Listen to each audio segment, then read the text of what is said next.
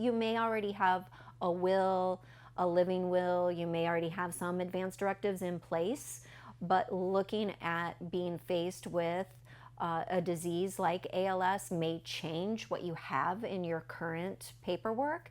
And so making that decision and sitting down and talking to your family about it ahead of time is always the better option, keeping in mind that you can still change your mind. Just because you have it written down in paper, just because you've taken it to your attorney, you can always change your mind. You may make an advance directive at diagnosis and 2 years later decide that you want to change things. As your disease progresses, you may say, I've decided I don't want mechanical ventilation, whereas day one you may have wanted it. It's okay to do that. But I think it's an open discussion that should happen from date of diagnosis and should always be happening so the patient can keep asking questions of their doctor, of their clinic team, so that they're just educated and they're making an educated decision rather than a hasty decision in an emergency situation and making a decision that they may regret. I want them to make whatever decision that they make, I just want them comfortable with the decision. Sometimes a tube called an endotracheal tube is put in the mouth, down the throat, for an acute respiratory distress situation. But that tube is temporary. It should only be in a patient for 2 weeks or less, and then we're looking at a tracheostomy option.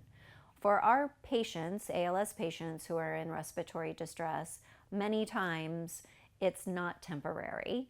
There are the exceptions of having pneumonia or bronchitis or something like that where they just need a few days of antibiotic. But most times we're talking about tracheostomy and mechanical ventilation, allowing that machine to breathe for the patient because the patient is no longer able to do it because the diaphragm has stopped working.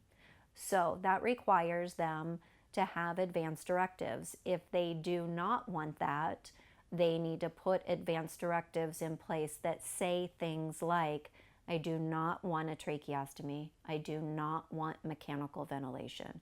Then it's very direct to the doctors that are at the hospital, that are in the emergency room, that the patient doesn't want any of those things. Whether the doctor thinks that it might be temporary or not, if the patient has clearly stated that they don't, then they don't. We do have those patients that haven't made the decision yet, and then they go into respiratory distress and go into a hospital.